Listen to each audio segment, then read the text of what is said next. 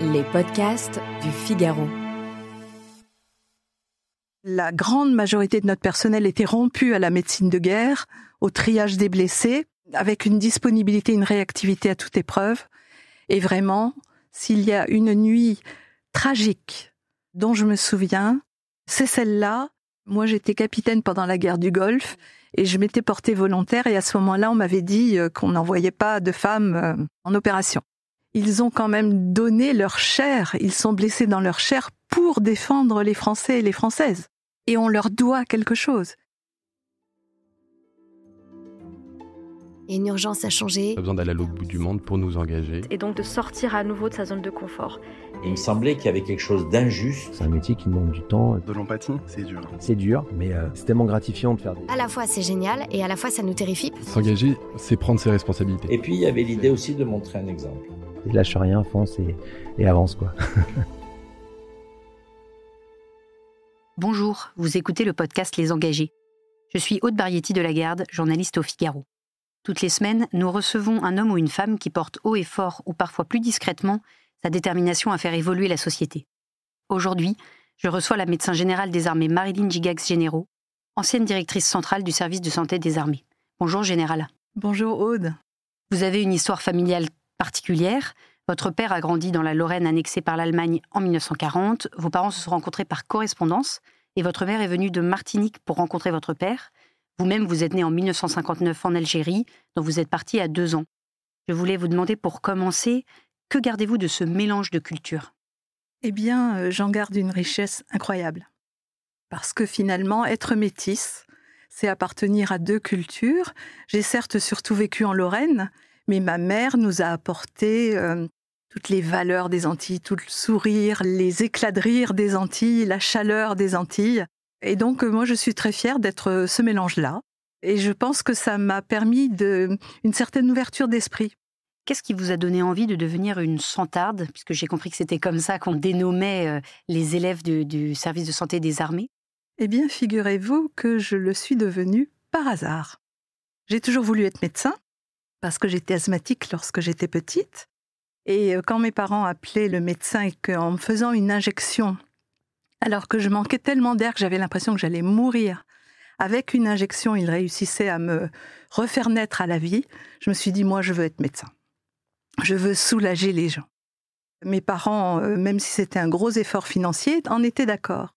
Il se trouve que les écoles d'officiers se sont ouvertes aux femmes 3 ans avant que je passe mon bac.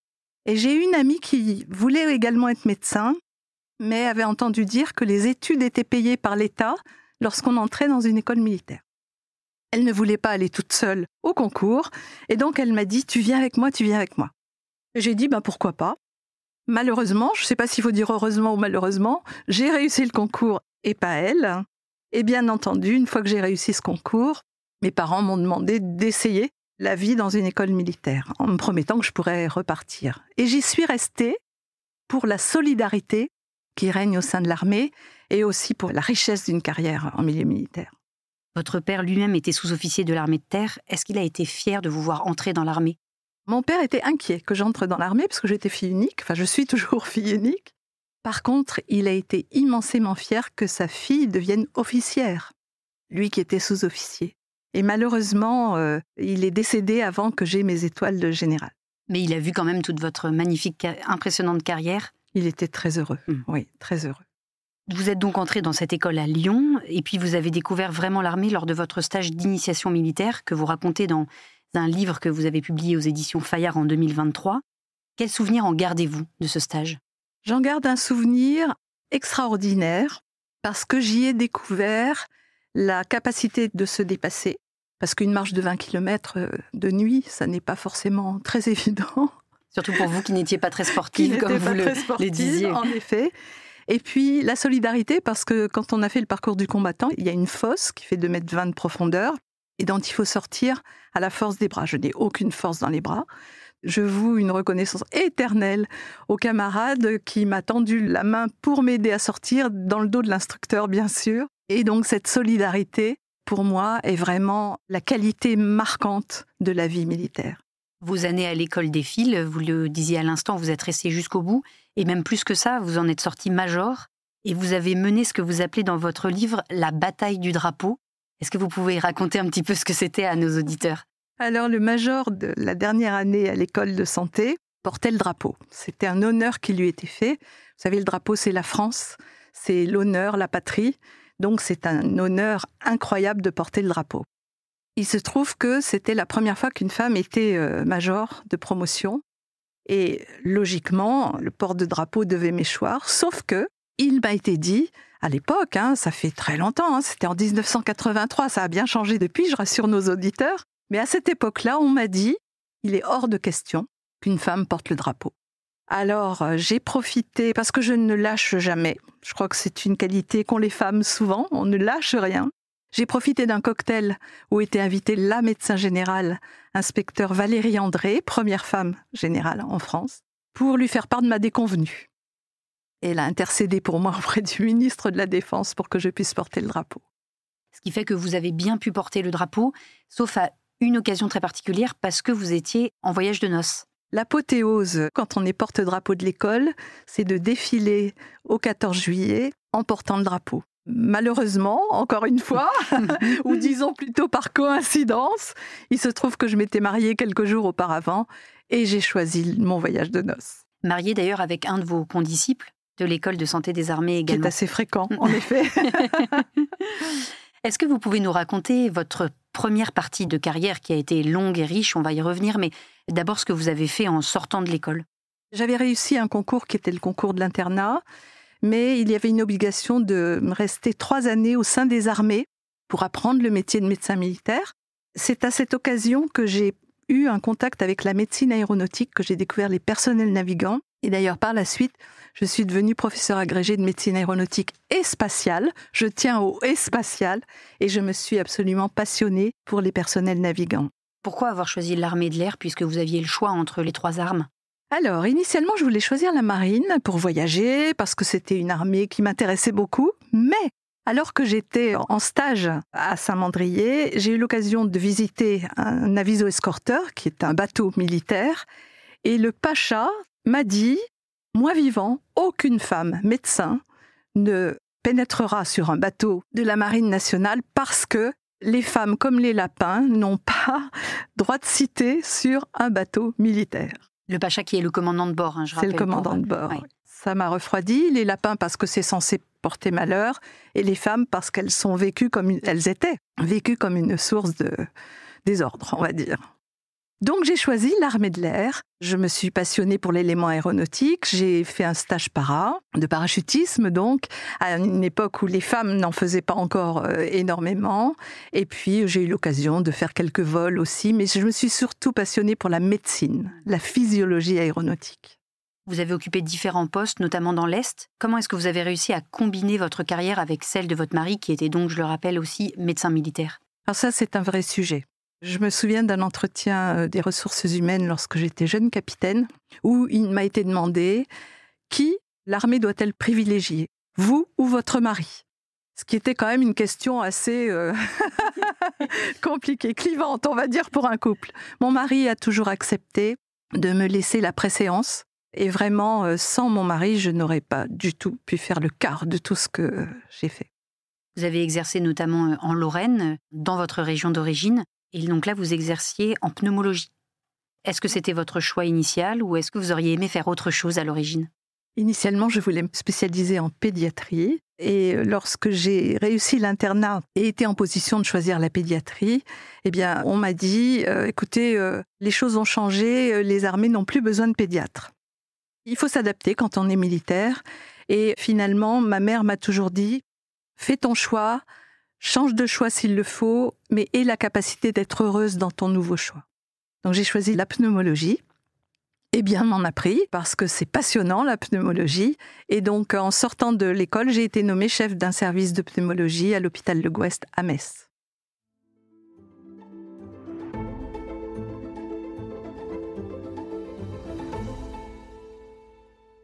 Puis vous avez continué votre carrière brillamment et à partir de mai 2012, vous avez commencé à enchaîner les postes de direction, d'abord au Val-de-Grâce, puis à Bégin.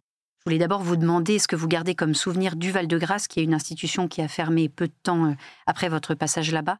Un hôpital magnifique, avec des médecins lumineux, des médecins très très disponibles, très engagés, dans une médecine particulière puisque mise au service des politiques ou aussi de chefs d'État. Enfin, on recevait vraiment des personnalités dans cet hôpital.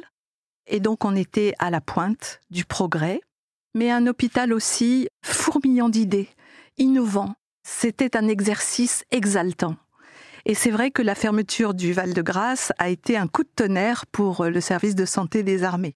Vous, à ce moment-là, vous dirigiez l'hôpital de Bégin. Vous avez géré plusieurs crises et je voudrais que vous nous en racontiez 2 en particulier. D'abord, celle de la gestion de la crise Ebola. Vous vous souvenez peut-être que dans les années 2014-2016, sévissait en Afrique une épidémie de maladie Ebola, qui est une fièvre hémorragique virale, mortelle, qui a atteint beaucoup de soignants, avec des décès très nombreux. C'était la pire épidémie d'Ebola jamais vécue. Et notre président de la République, qui était François Hollande à cette époque, avait décidé de rapatrier sur le territoire national des soignants atteints de maladie Ebola. Comme nous étions, nous, les militaires, les médecins militaires, très versés dans la médecine, dans une ambiance particulière, je rappelle NRBC, nucléaire, radiologique, biologique, chimique, c'est un petit peu notre expertise. Là, il s'agissait d'une ambiance biologique. Nous étions très organisés à l'hôpital Bégin. La ministre de la Santé, Marisol Touraine, à l'époque, a décidé de nous confier une infirmière française qui a été rapatriée avec la maladie Ebola. On a pris en charge un 2e patient d'ailleurs, les 2 ont guéri. Et puis 2e crise, les attentats de novembre 2015. Quand vous en parlez, vous dites que les principes de la chirurgie de guerre ont été appliqués à ce moment-là. Moi, j'étais directrice de l'hôpital Bégin et la gestion de la crise est allée de soi dans notre hôpital parce que la grande majorité de notre personnel était rompue à la médecine de guerre, au triage des blessés, avec une disponibilité, une réactivité à toute épreuve. Et vraiment, s'il y a une nuit tragique dont je me souviens, c'est celle-là, mais je me souviens aussi de l'admiration que j'ai eue pour tous mes personnels, parce qu'ils ont fait un travail exceptionnel pour prendre en charge une 50aine de blessés extrêmement graves. Ça a été très lourd, parce que nous ne sommes pas habitués à mettre en œuvre notre expertise en médecine de guerre sur le territoire national. Et cela conférait une gravité particulière à cette prise en charge. Mais en même temps, nous étions extrêmement heureux de savoir être utiles. Et d'ailleurs, à la suite de ces attentats, le service de santé des armées a mis au point une formation de nombreux médecins civils pour les former à la prise en charge des blessés en situation de guerre. Et ça fonctionne très bien, ça se fait à l'école du Val-de-Grâce. Vous continuez votre ascension et en 2016, vous devenez directrice générale des hôpitaux militaires et de la recherche biomédicale de la Défense. Et puis l'année suivante, c'est la consécration. Vous devenez directrice centrale du service de santé des armées en septembre 2017. Vous êtes la première femme à occuper ce poste. Qu'est-ce qu'on ressent quand on est nommé à ce poste, quand on commande désormais près de 15 000 personnes et qu'on est la première femme à le faire? Moi, j'ai ressenti 2 choses. Un grand sentiment de responsabilité. Et une petite voix à l'intérieur de moi-même me disait « pourvu que je sois à la hauteur de cette immense responsabilité ». Et puis un sentiment de gravité parce que lorsque vous êtes directrice centrale, comme lorsque vous êtes à un poste de haut commandement militaire, tous les jours, on peut vous informer que vous avez perdu un de vos personnels, un de vos médecins, de vos infirmiers. Et ça m'est arrivé d'ailleurs. Vous gardez un souvenir marquant de la cérémonie d'hommage rendue à ce médecin qui est décédé au Mali. Marc Lécuras, un jeune médecin. C'était sa première opération extérieure. Il était dans un engin blindé qui a sauté sur un engin explosif de nature indéterminée et donc il est décédé. Et je dois dire que quand vous êtes en situation de commandement militaire, il faut être à la hauteur de cet événement gravissime, à la fois sur le plan humain, pour la famille, mais aussi pour les camarades d'armes, et puis sur le plan du commandement, parce que le commandement militaire comporte une part de responsabilité dans l'accompagnement humain, non seulement des militaires, mais aussi de leurs familles, et donc des blessés tout au long de leur vie. Et lorsqu'il y a un décès, eh bien, vous vous dites, c'est moi qui l'ai envoyé là-bas. Et ce sentiment de responsabilité vous confère vraiment une gravité à la hauteur de laquelle il faut être. Vous parliez à l'instant des blessés, et je crois savoir que ça a été un des axes de votre action au service de santé des armées, de vraiment accorder peut-être une meilleure reconnaissance, une plus grande importance aux blessés, à ces personnes qui étaient soignantes et puis qui, à leur tour, se retrouvaient soignées. Effectivement, parce que les blessés du service de santé des armées s'oublient souvent, puisque nous, les soignants militaires, notre rôle, c'est d'accompagner les blessés des armées. Donc quand on est blessé soi-même, qu'il s'agisse de blessures physiques ou psychiques, j'ai découvert que les soignants militaires ressentent une sorte de honte de ne plus être en position d'être utile aux autres, mais d'être soi-même à accompagner. Donc j'ai voulu lutter contre ça. J'ai voulu leur dire que nous étions autour d'eux aussi, et qu'il n'y a pas de honte à être blessé, ni physique ni psychique. Il n'y a pas de honte à avoir besoin d'aide.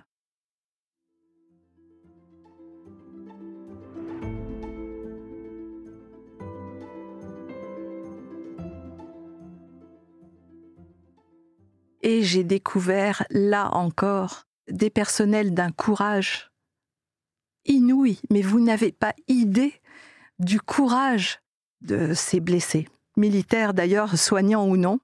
J'ai essayé de mettre en place un certain nombre de possibilités d'améliorer leur sort. Il y a encore beaucoup à faire en France parce que je pense que notre population n'a pas une conscience aussi importante que je le souhaiterais de l'importance des blessés militaires.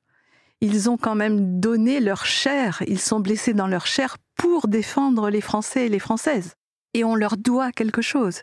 C'est ce que disait Clémenceau, ces blessés que nous avons envoyés à la bataille, nous leur devons quelque chose. Ils ont des droits sur nous. Quand vous étiez directrice centrale du service de santé des armées, vous avez aussi vécu la gestion du Covid, avec notamment, on s'en souvient, je pense tous, cet hôpital de campagne dans l'Est, que vous êtes allé visiter vous-même d'ailleurs. Et oui, parce que dans l'armée, on dit on commande avec les pieds.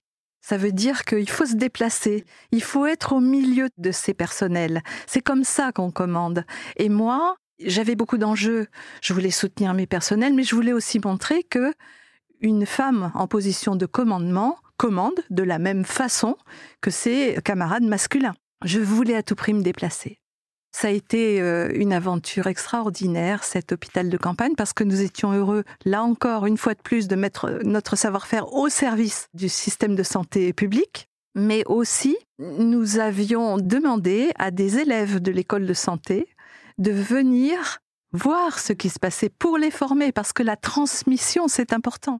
Pouvoir voir la mise en œuvre d'un hôpital de campagne, là encore sur le territoire national, eh bien, c'était une transmission absolument incroyable. Et puis, je me souviendrai toujours d'un coup de téléphone que j'ai eu de la présidente de la commission de défense de l'Assemblée nationale, Françoise Dumas, à l'époque, qui m'avait dit de voir ces militaires qui étaient à leur affaire, qui montaient cet hôpital de campagne à un moment où la France était un peu submergée par ce virus inconnu, eh bien, ça a réconforté beaucoup de monde en France. Et ça, je m'en souviendrai toujours. Et je lui suis reconnaissante de m'avoir passé ce coup de téléphone. Des hôpitaux de campagne, vous en avez vu ailleurs lors de vos fonctions, puisque vous êtes allé à plusieurs reprises au Sahel, en tout cas en OPEX, pour accompagner nos forces présentes sur place. Est-ce que c'est des souvenirs qui restent aussi gravés à vie, vous qui n'étiez pas parti quand vous étiez jeune médecin ? Absolument. Moi, j'étais capitaine pendant la guerre du Golfe et je m'étais portée volontaire. Et à ce moment-là, on m'avait dit qu'on n'envoyait pas de femmes en opération. Les choses ont bien changé depuis, puisque actuellement, le service de santé des armées a à peu près 40% de féminisation des personnels qui sont en opération, contre 5% de féminisation dans les armées. Nous sommes très féminisés. En ça, on est le reflet de la santé publique. On est féminisé à plus de 50%. Quand on est une femme en opération extérieure, il y a tout l'aspect technique, aucun problème. Nous recevons la même formation que les hommes. Et je peux vous dire que le courage, la motivation, le dépassement de soi, c'est identique. Il n'y a aucun problème. Mais les conditions pratiques sont parfois un petit peu complexes pour une femme. Il faut s'adapter. Parce que pour prendre sa douche, pour se changer, pour même quand vous faites partie d'un convoi, eh bien les besoins physiologiques, tout est un petit peu plus compliqué. Et ça m'a rappelé mes premières années où nous avions défriché un peu le chemin pour les femmes dans ces conditions-là. Elles s'en sortent très bien, remarquablement. Pour ce qui est du service de santé des armées, l'intégration est totale. Aucun problème.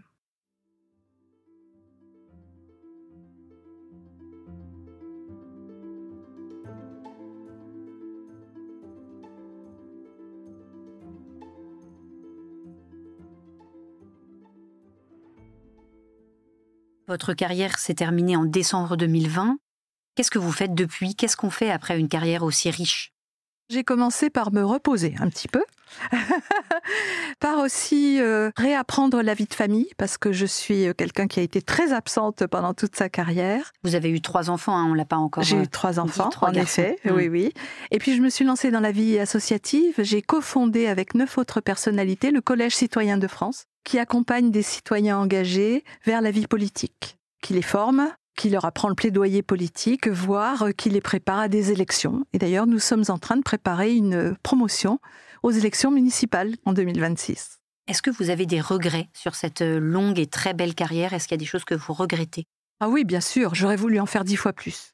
J'aurais voulu pouvoir avoir toutes les carrières, pas seulement en hôpital, mais aussi au milieu des militaires, dans les casernes, où j'aurais aimé voler davantage à bord des avions de chasse ou des avions de transport. J'aurais aimé être en poste à l'étranger. J'aurais aimé mieux parler anglais, moi qui ne suis pas très versée dans les langues étrangères. J'aurais voulu... Vous ne pouvez pas imaginer la liste de ce que j'aurais voulu faire en plus. Et de ce que l'armée peut offrir aux hommes comme aux femmes aujourd'hui. Absolument. À ce propos, je voulais vous poser la question. Le fait que vous soyez une femme, et de surcroît une femme de couleur, a-t-il été un obstacle dans votre carrière? Alors, pas du tout. J'avais déjà passé mon enfance en Lorraine. Donc mon père est blond aux yeux bleus, c'est un Lorrain. Et beaucoup de mes camarades d'enfance sont blonds aux yeux bleus.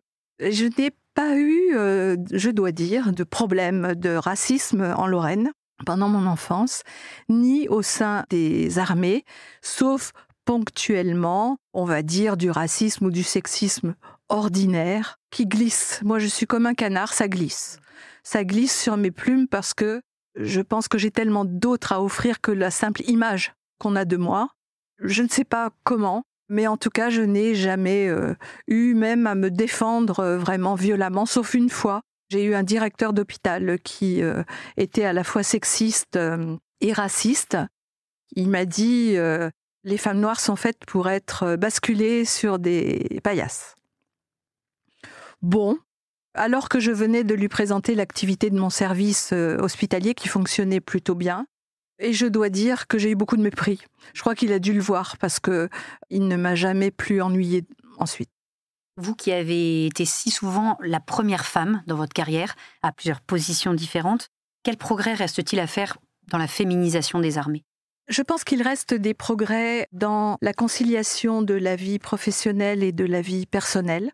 C'était un de mes axes aussi d'action quand j'étais directrice centrale. J'aurais voulu faire là aussi beaucoup plus. Je m'explique. Les études médicales, 10 années. Ensuite, on arrive comme jeune capitaine, on a beaucoup de choses à prouver en milieu militaire, mais c'est aussi le moment où on a envie de faire des enfants. Et le fait d'avoir des enfants met un coup d'arrêt au parcours militaire qui est conçu pour être assez fluide, mais un peu continu pour les messieurs, puisque vous êtes en congé de maternité, parfois vous êtes en congé parental. C'est moins facile d'être disponible en tout temps, en tout lieu lorsque vous êtes une maman que lorsque vous ne l'êtes pas.